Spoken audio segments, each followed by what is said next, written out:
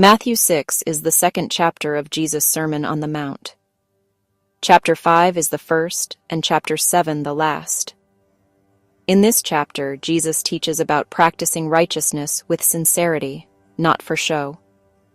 He emphasizes private devotion to God, trust in His provision, and the importance of right priorities.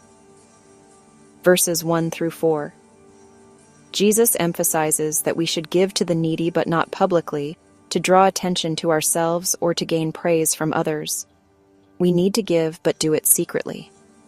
Jesus said, "Do not let your left hand know what your right hand is doing." The key message is that your Father, who sees what is done in secret, will reward you. In verse 5 through 15, Jesus teaches His disciples how to pray, commonly known as the Lord's Prayer.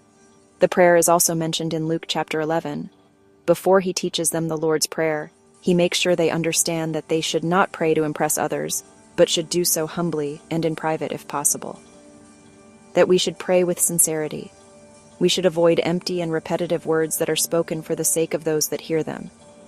Jesus teaches the Lord's Prayer, which focuses on God's glory, daily needs, forgiveness, and spiritual protection. The key message is that a sincere prayer life is critical to our spiritual health and a reflection of our relationship with God.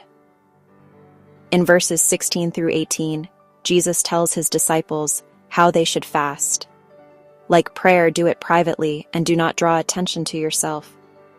The key message is that God rewards what is done with humility and obedience.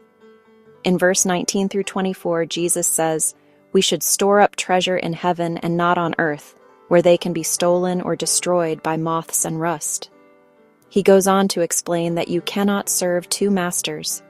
If you serve money, you cannot serve God. The key message is that our highest loyalty has to be to God and kingdom things, and that the things of this world are temporary. In verses 25 through 34, Jesus tells us we should not worry about food, drink, or clothing because God knows what you need. He explains that God provides for the birds of the air and flowers of the field, and we are more valuable than them. He tells us to seek first the kingdom of God and His righteousness, and all these things will be added to you. He goes on to state that worry does not add a single hour to your life. The key message is that worrying is a waste of our time and does not do anything to benefit us. There are 4 key themes in Matthew chapter 6. 1. Authentic faith.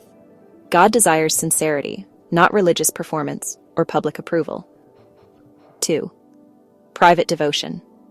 True righteousness is often unseen but deeply valued by God. 3. Trust in God's provision. God is a caring Father who meets the needs of His children. 4. Kingdom priorities. Seek God above all else, and let go of anxiety about material needs. Matthew 6 calls us to have a deeper, more personal relationship with God, not one based on appearances, but one based on trust and heartfelt devotion. Jesus warns against hypocrisy and teaches that true disciples live for God's approval, not people's praise.